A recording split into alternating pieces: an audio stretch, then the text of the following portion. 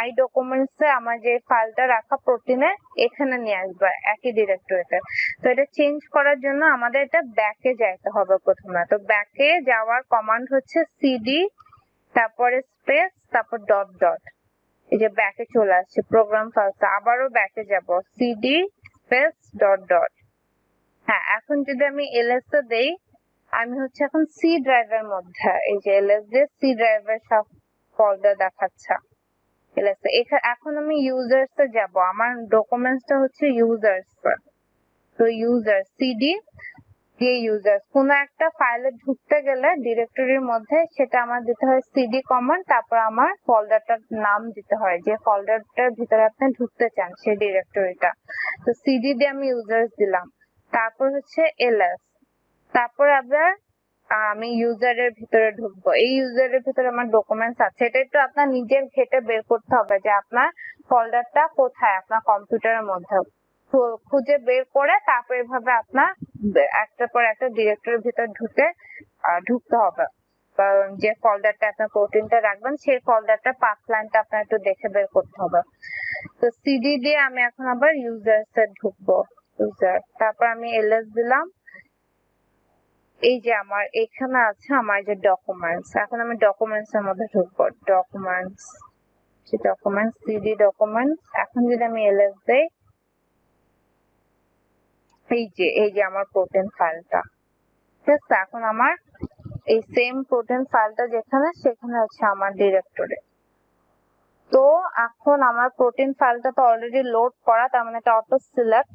এখন আমরা পুরো প্রোটিনটা আমরা সিলেক্ট করব এই কনসোল দিয়ে কমান্ড দিয়ে। তো এটার জন্য আমি দেব সেট অল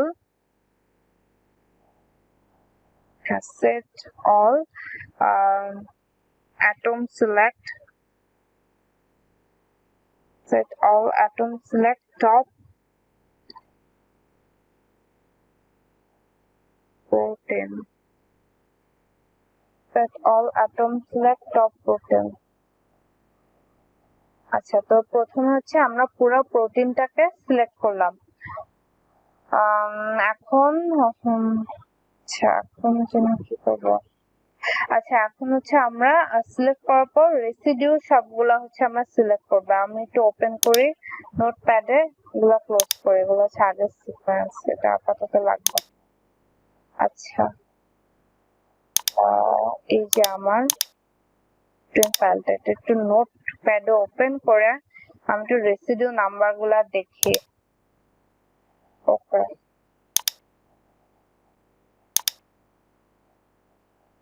রেসিডিউ নাম্বার হচ্ছে আমার 248 লাস্টারটা, এবং ফার্স্ট নাম্বার রেসিডিউ এখানে হচ্ছে স্টার্ট হচ্ছে ওগুলাতে রেসিডিউ 30 থেকে স্টার্ট রেসিডিউ নাম্বার, আর শেষ হচ্ছে 248। এই রেসিডিউ গুলো আমার সব সিলেক্ট করতে হবে, কারণ এই রেসিডিউ চেইন আমরা চেঞ্জ করব। তো এখন দেব হচ্ছে সেট এ। আমরা এই যে পুরো রেসিডিউটাকে একটা ভ্যারিয়েবলে রাখবো, যে রেসিডিউ 30 থেকে 248 এই নাম্বার রেসিডিউকে আমরা একটা ভ্যারিয়েবলের মধ্যে স্টোর করে রাখবো। সেই ভ্যারিয়েবলটার নাম হচ্ছে এখানে এ। তো সেট এ atom select top protein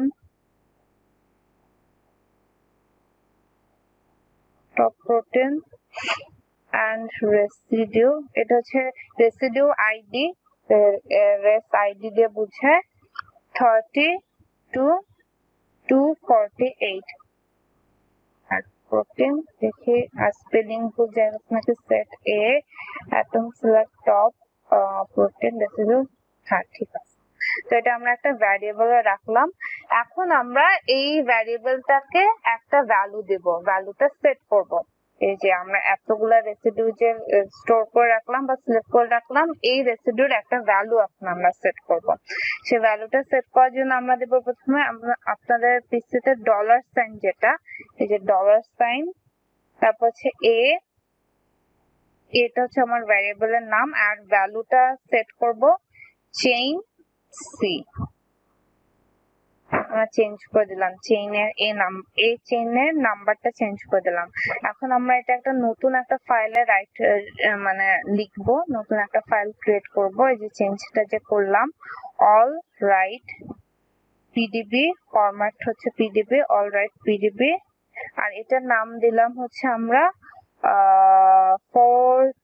4Q ছিল না, হ্যাঁ 4Q 3G চেইন সি, এটা নাম দিলাম ডট পিডিবি। ওকে, এখন আমরা চেক করি আমাদের মাই ডকুমেন্টস, যে আমাদের ডকুমেন্টস, এই যে আমাদের নতুন পিডিবি ফাইল চলে আসছে, যেটা হচ্ছে যে 4Q3G চেইন সি। এখন যদি আমরা এটা ওপেন উইথ নোটপ্যাড দিয়ে দেখি, এই যে আমাদের চেইন নাম্বার কিন্তু এখানে চেঞ্জ হয়ে গেছে। এই যে চেইন সি, আগে ছিল কি চেইন এ, চেইন সি হয়ে গেছে। তো এখন যদি আপনারা এটা নিয়ে ডকিং করান, এই যে চেইন সি আর ওটা ধরেন চেইন বি এ থাকলো, তাহলে আপনার কোনো সমস্যা হবে না। তো এই প্রসিডিউরটা আপনারা ফলো করতে পারেন এই ধরনের ঝামেলায় পড়লে একই চেইন নাম্বার। তো ওপেন উইথ যদি আমি কাইমেরাও দেই, সরি পাইমুল দিলাম নাকি, পাইমুলে হচ্ছে ঝামেলা এসব কাজ করার। তো ওপেন উইথ কাইমেরা,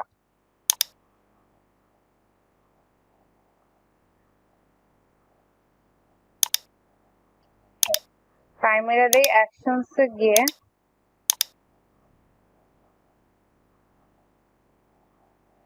চেইন হচ্ছে আমার এই যে সি, পুরো চেইনের নাম্বারটা চেঞ্জ। তো এভাবে চাইলে পুরাটা আপনারা চেঞ্জ করতে পারেন। আবার কিন্তু একটা প্রোটিনের বড় ধরেন একটা প্রোটিন থাকলেও একটা পার্টও চেঞ্জ করতে পারেন।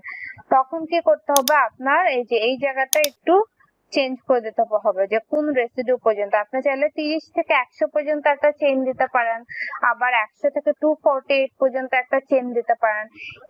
সেই ক্ষেত্রে সব একই কমান্ড, জাস্ট আপনার এই নাম্বার গুলা চেঞ্জ হয়ে যাবে। তখন ধরেন এখানে আরেকটা ভ্যারিয়েবল সেট করবেন, তাই যে এটা হচ্ছে মানে 30 থেকে 100 পর্যন্ত ভ্যারিয়েবল এ তে রাখলেন, আবার 100 থেকে 248 পর্যন্ত সেট করে রাখলেন ভ্যারিয়েবল বি তে, তারপরে ভ্যারিয়েবল এ তে দিলেন চেইন সি, এরকম সেট করে তারপরে ভ্যারিয়েবল বি তে দিলেন চেইন ডি, তারপর একদম লাস্টে গিয়ে পুরো পিডিবি ফাইলটা লিখলেন। তো এইভাবে কিন্তু আপনার ইচ্ছা মতো আপনি চেইনের নাম্বার এই জিনিসগুলো আপনি ম্যানিপুলেট বা কন্ট্রোল করতে পারেন এই 4টা কমান্ড দিয়ে, জাস্ট এই 4টা কমান্ড।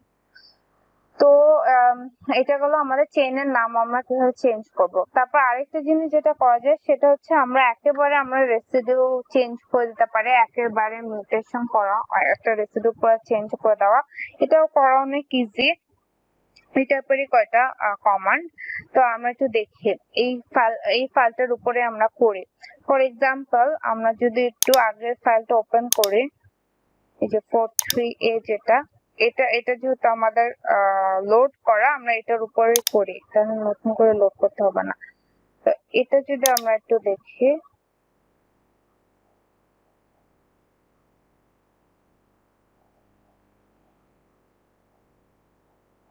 এই যে আমার প্রথমে হচ্ছে অ্যাসপারাজিন রেসিডিউ অনেকগুলা।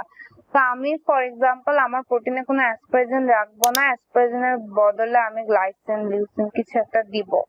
তো একেবারে আমি দেখি চেঞ্জ করা যায় কিনা, মানে যাবে কিভাবে করবো এটা একটু দেখি। তো এখানে আমরা সেট অল অ্যাটম দিয়ে স্টার্ট করব। এটা না লিখলেও হবে যেহেতু উপরে আমাদের অলরেডি পুরা প্রোটিনটা সিলেক্ট করা। তার আরেকবার একটু লিখি যাতে খেয়াল থাকে। তো এভাবে আমরা পুরা প্রোটিনটা প্রথমে সিলেক্ট করব, তারপর হচ্ছে আমরা একটা ভ্যারিয়েবলে রাখবো।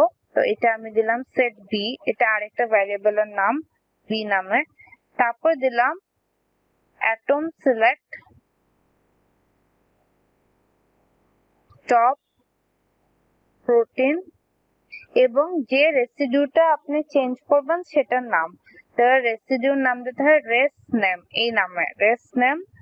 আর এটা দেব হচ্ছে আমি অ্যাসপারাজিন, রাইট, প্রথমে তো অ্যাসপারাজিন ছিল, ASN, একটু চেক করে নেই, ঠিক তো।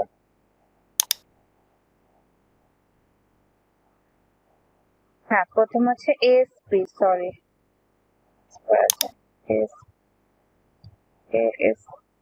এএসএন দিয়ে দিলে তখন আবার ইরো আসতো। তো এই রেসিডিউটা আমরা চেঞ্জ করব, extra character after close quote. ও আচ্ছা, এই যে এখানে আমি ইয়ে দিয়ে দিয়েছে, একটা এক্সট্রা কোটেশন মার্ক দিয়ে দিয়েছে, সেটা আমি জাস্ট কপি করি,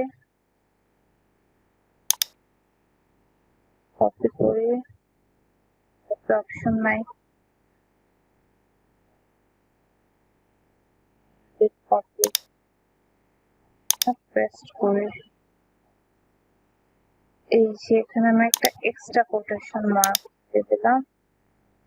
আচ্ছা হ্যাঁ, তো এটা আমি একটা ভ্যারিয়েবলে রাখলাম। এখন আমি ভ্যালুটা সেট করব হচ্ছে এই যে ডলার সাইন দিয়ে, তারপর বি হচ্ছে আমার ভ্যারিয়েবলের নাম, ছোট হাতের বি সেট রেস নাম, বি সেট রেসিডিউ নেম যেটা দিব।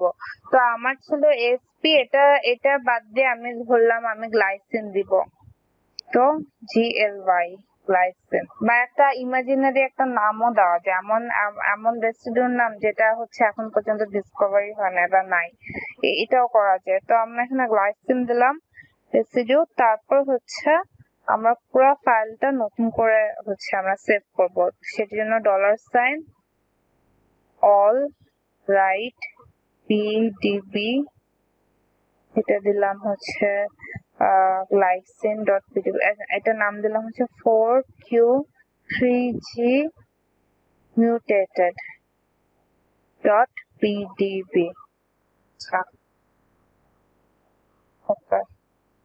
সম্ভবত এই যে আমাদের ফাইল চলে আসছে এখানে।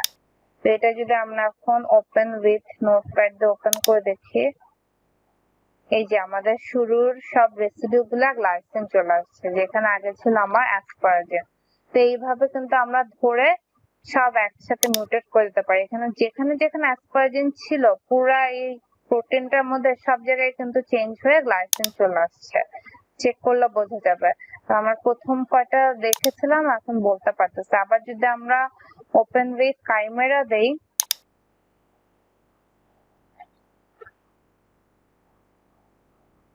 এটা ওপেন উইথ কাইমেরা দেই, এখানে গিয়ে যদি আমরা টুলসে গিয়ে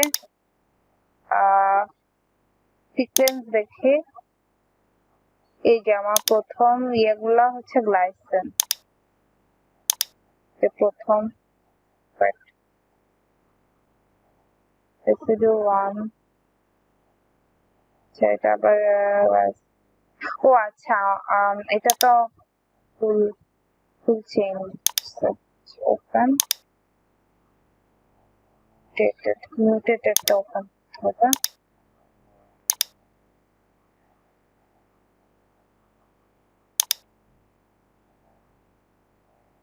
নোটপ্যাডে আগে একটু দেখি, এই যে নোটপ্যাডে আমার প্রথম রেসিডিউটা গ্লাইসিন, এই যে 30 নাম্বার রেসিডিউ, আবার 31 নাম্বার হচ্ছে আমার লিউসিন, না ঠিকই ছিল। হ্যাঁ, প্রথম রেসিডিউটা গ্লাইসিন, ওপেন উইথ কাইমেরা।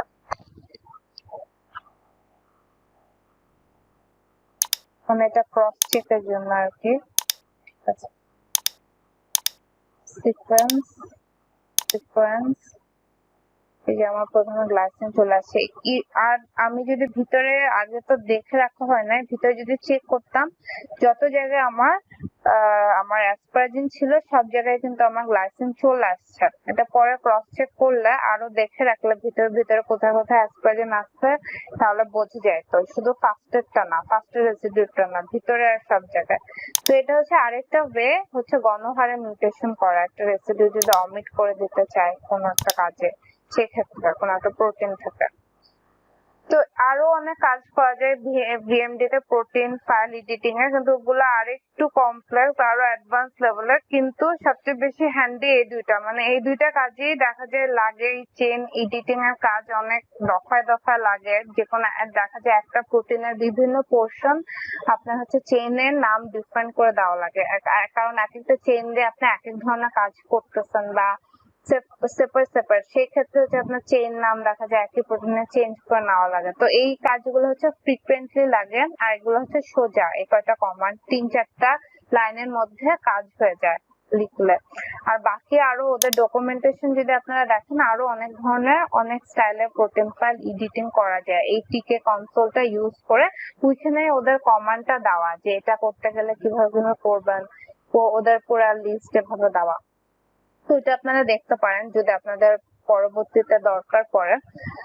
তো আমাদের টপিকস গুলা এই পর্যন্তই ছিল। তো আপনাদের কারো কোনো প্রশ্ন থাকলে এখন বলতে পারেন বা কোনো কনফিউশন।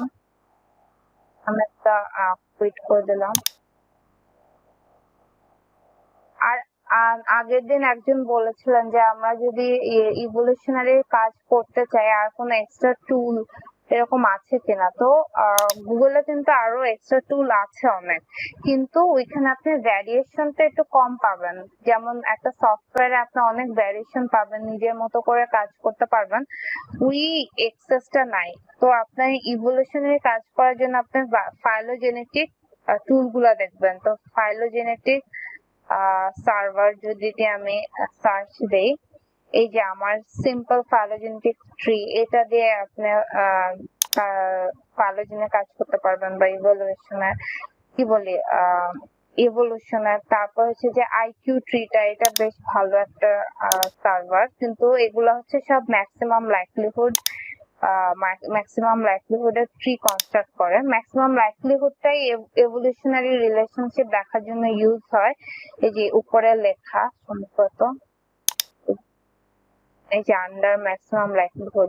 আর এখানে আপনার অ্যালাইনমেন্ট ফাইলটা আপলোড করতে হবে। অ্যালাইনমেন্ট ফাইলটা হচ্ছে আমার এমএস এর মাল্টিপল সিকোয়েন্স অ্যালাইনমেন্টের যে ফাইলটা, যেটা মাসেল থেকে আমরা লাস্ট টাইম ইউজ করেছিলাম, সেটা হচ্ছে ব্রাউজ করে আপনার হচ্ছে এটা সিলেক্ট করতে হবে। তারপরে যে কিছু কমান্ড দেওয়া, যে বুটস্ট্র্যাপ মানে কি কত পরিমাণ আপনি স্যাম্পলিং করতে চান, এই বুটস্ট্র্যাপের নাম্বার এগুলা দেওয়া, তারপর জাস্ট সাবমিট জব, এটাই, আর কিছু না।